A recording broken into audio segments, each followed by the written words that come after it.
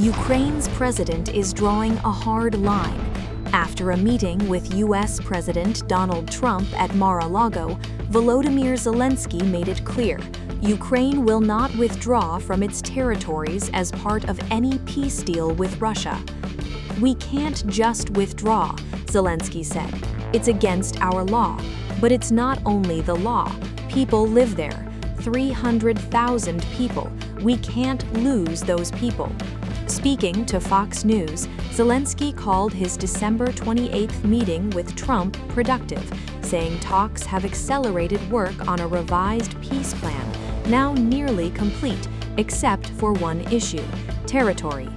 Ukraine, he said, has lost over 100,000 wounded and dozens killed defending these regions, with troops still on the ground.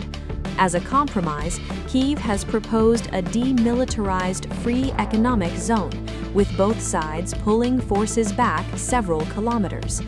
Zelensky also cast doubt on Moscow's intentions. "I don't trust Putin," he said, stressing that U.S. pressure, sanctions, and diplomacy remains essential. Without American support, Zelensky was blunt. "No, we can't defend the sky without the U.S., he said, citing continued Russian missile and drone attacks.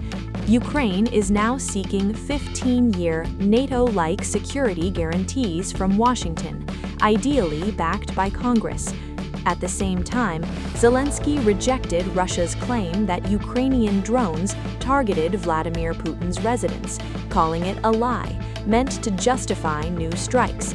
"They are looking for a pretext," he warned, suggesting Moscow could be preparing attacks on Kyiv and government buildings. This is just another typical lie from the Russian Federation. It's clear that yesterday we had a meeting with Trump, and it's also clear that for the Russians, if we don't have a scandal with America, but instead manage to make some progress, for them that's a complete failure, because they absolutely do not want to end this war. And they are only capable of ending it if we apply significant pressure on them. And they were looking, I'm sure of it, they were looking for reasons. To be honest with you, yesterday I was still anticipating some sort of rhetoric, but as you can see, they are pushing even further now. Right now, with their statement claiming that some residence of theirs was attacked, they are simply preparing, I am certain, they are essentially laying the groundwork to launch strikes most likely against the capital and most likely against government buildings. This is something we already experienced back in September, when a missile strike hit the office building. In the cabinet of ministers of Ukraine. You remember this, don't you? Therefore, everyone must be paying close attention now. Every single person without exception. It is possible that a strike could be launched against the capital, especially since this individual, if we can even call them a person, stated that they would be selecting appropriate targets, meaning they are issuing threats. I believe that right here today, in essence, President Trump, his entire team, and the European leaders, I truly feel, must become actively involved and subsequently conduct essential work with those very individuals who, just as recently as yesterday, were expressing their profound desire to bring this war to a definitive conclusion. Despite fatigue at home, Zelensky says public opinion is clear. Ukrainians want peace, but not surrender. "There is no other way," he said. "The alternative is war." The alleged strike on Putin's residence could scuttle peace. Yeah, I don't like it. It's not good. I heard about it this morning. You know who told me about it? President Putin told me about it. Early in the morning, he said he was attacked. That's no good. It's no good. Don't forget, the Tomahawks. I stopped the Tomahawks. I didn't want that. Because we're talking about, it's a delicate period of time. This is not the right time. It's one thing to be offensive, because they were offensive. It's another thing to attack his house. It's not the right time to do any of that, and can't do it. And I learned about it from President Putin today. I was very angry about it. What?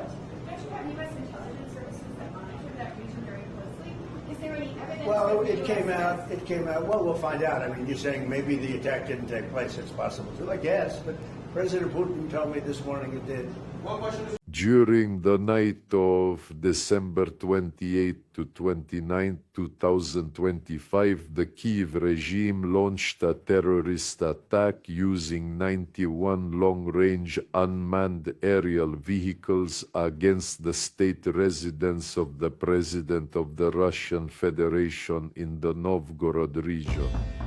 Moscow is sounding the alarm as the war takes a chilling new turn. Russian officials claim an attempted strike reached dangerously close to the core of state power, targeting a residence linked to President Vladimir Putin.